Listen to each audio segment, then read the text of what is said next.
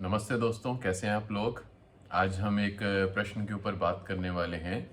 एक मित्र हैं जिन्होंने प्रश्न किया है कि हठ योग क्या है, हठ योग का सही मतलब क्या है। चलिए, पहले मैं आपको एक बात बताता हूँ। देखिए, बहुत सारी ऐसी चीज़ें हैं जिनका मैं शायद कह सकता हूँ कि समय के साथ जो है लोगों ने उसका मतलब कुछ और कर दिया, उसके सही मतलब को ख़राब कर दिया, या मैं कहूँ कि उस शब्द को इतना ज़्यादा इस्तेमाल किया गया कि उसका कुछ मतलब ही बदल गया, या लोगों ने उस चीज़ को सीरियस लेना ही बंद कर दिया। तो ऐसे ही कुछ शब्दों में से एक है हठ योग का मतलब। बहुत सारे ऐसे शब्द हैं जिन्हें लोगों ने इतना ज़्यादा इस्तेमाल किया कि आज उसका मतलब ही खोना शुरू हो गया। जैसे श्रद्धा, प्यार, भगवान, भक्ति, कुंडलनी, ऐसे बहुत सारे शब्द हैं जो लोगों ने इतने ज़्यादा इस्तेमाल किए और गलत लोगों के हाथों में पड़ गए कि वो खराब ही हो गए। इन्हीं में से एक शब्द है हठ योग। अब मैं आपको दो तीन चीज़ों का फ़र्क बताता हूँ। हठ का मतलब आज हम सोचते हैं ज़िद्दी, पर हठ का मतलब ज़िद्दी नहीं है। हठ का मतलब वो इंसान, हठी उस इंसान को पहले कहते थे जिसका जो विल पावर था, जो बहुत स्ट्रांग होता था, उसे हम कहते थे हठी है। हठी का मतलब जिद्दी नहीं होता। अब इन दो चीज़ों का अगर मैं फ़र्क बताऊं तो वो क्या है। देखिए, जैसे एक अंग्रेज़ी का एक शब्द है स्ट्रांग हेडेड। स्ट्रांग हेडेड का मतलब वही होता है जो हठी का है, ठीक है। और एक होता है स्टबन, जिसका मतलब होता है जिद्दी। अब स्टबन और स्ट्रांग हेडेड में फ़र्क क्या है। जो स्ट्रांग हेडेड लोग होते हैं, अगर आज हम उन्हें कुछ कहते हैं, अगर वो कहीं पर गलत हैं या अगर वो कुछ सीखने की कोशिश कर रहे हैं, अगर उन्हें अपने काम में कोई कमी लगती है, तो अगर स्ट्रांग हेडेड इंसान को अगर आप कोई चीज़ समझाते हो तो वो कम से कम खुले दिमाग से सुनता है उसे, और फिर उसी चीज़ को अपने जीवन में उतारने की कोशिश करता है। तो मतलब कहने का ये है कि पर जो ज़िद्दी इंसान है वो कभी भी सुनता ही नहीं है।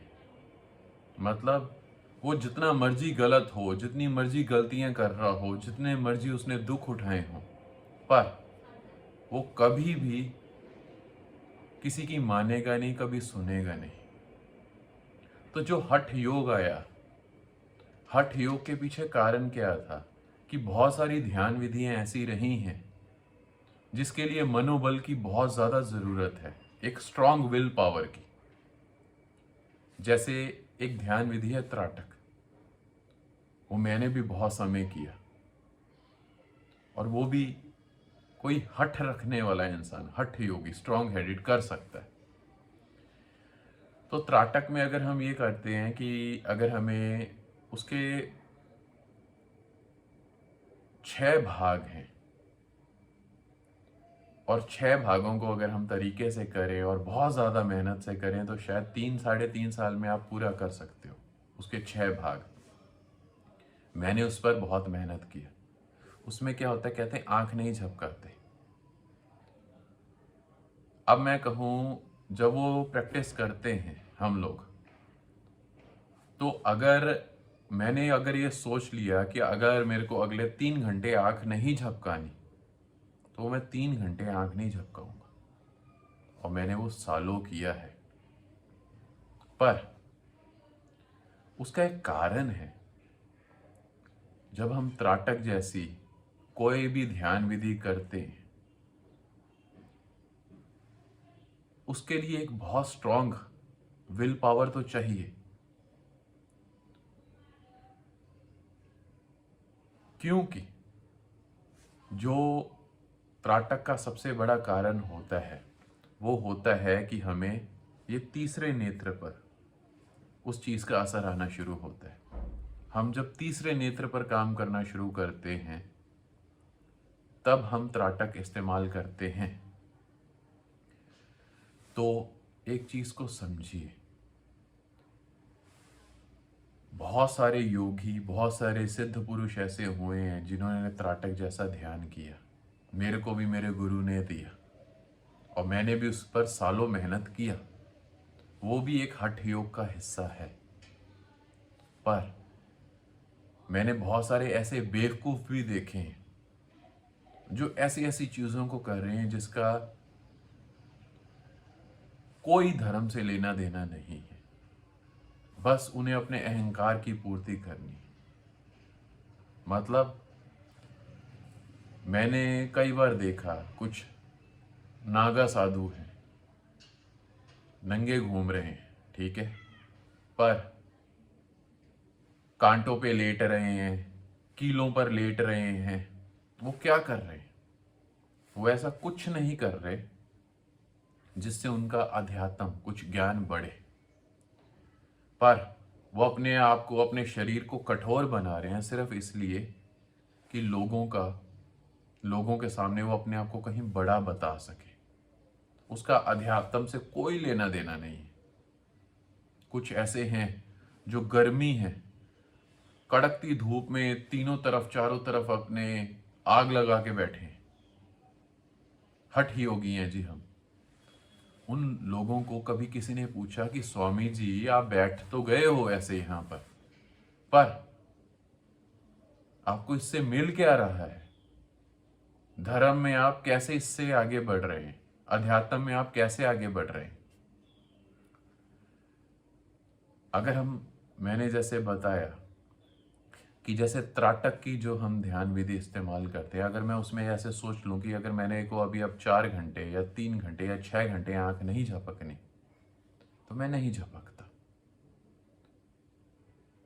मतलब पर उससे होता क्या है, जब हम ये बाहर वाली आंखें नहीं झपकते तो धीरे धीरे इसका असर यहां पर आना शुरू होता है।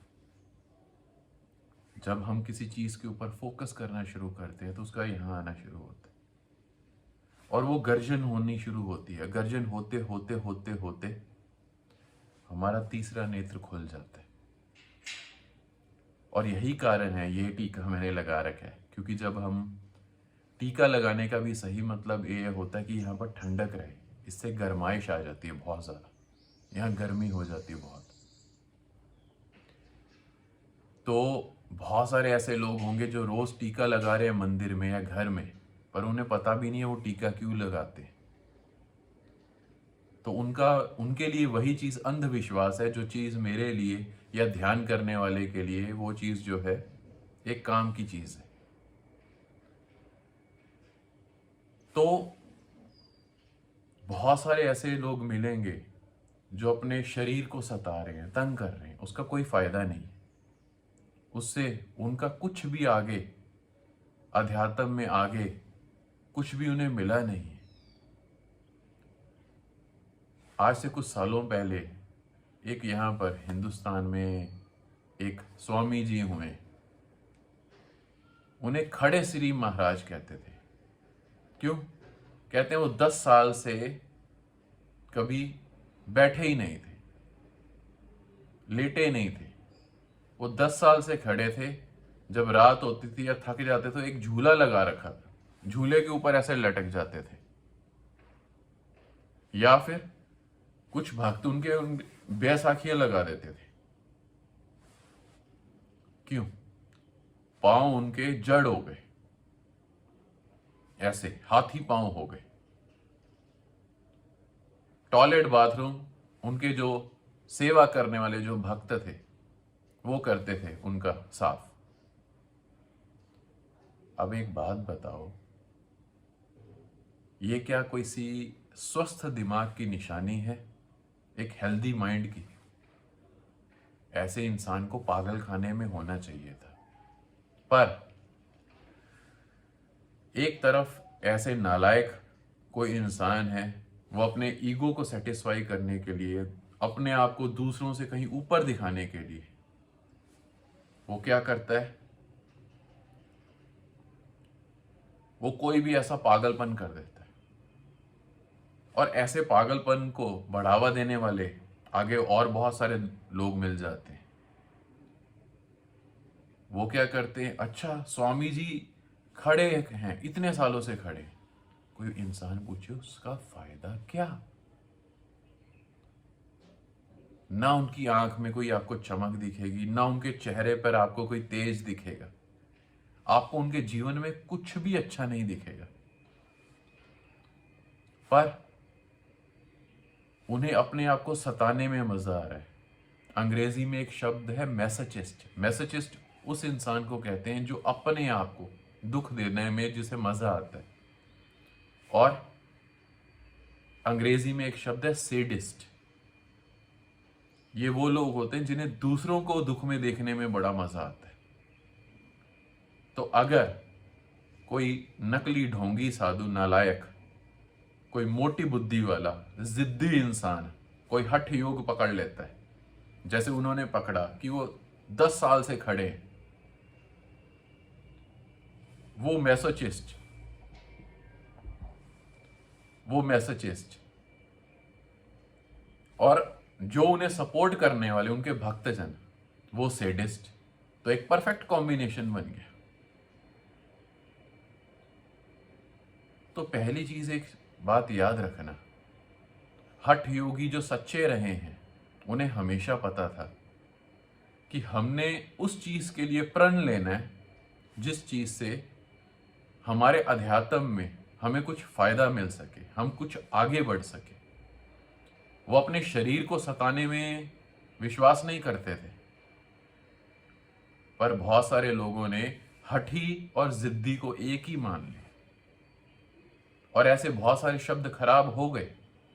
जैसे आज हम कहते हैं पंडित, किसी समय में आज से 500-700 साल पहले कबीरदास जी के जमाने में पंडित किसे कहते थे? जो प्रज्ञावान था, जो ब्रह्म ज्ञानी था।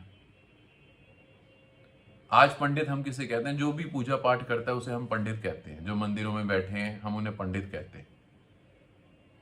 कबीर जी का एक कथन है, पोथी पढ़ पढ़ जग मुआ, पंडित भया न कोय, ढाई आखर प्रेम का, पढ़े सो पंडित होए। वो कहते हैं किताबें पढ़ पढ़ कर लोग मर गए पर कोई पंडित नहीं हो सका। कहते हैं 2.5 अक्षर जिसने प्रेम का पढ़ लिया वो पंडित हो गया। तो वो पंडित का मतलब क्या था?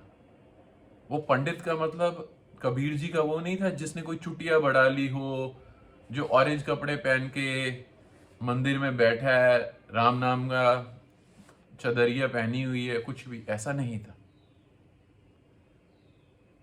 पंडित से कबीर जी का मतलब था प्रज्ञावान। पर पिछले 500-700 सालों में क्या हुआ?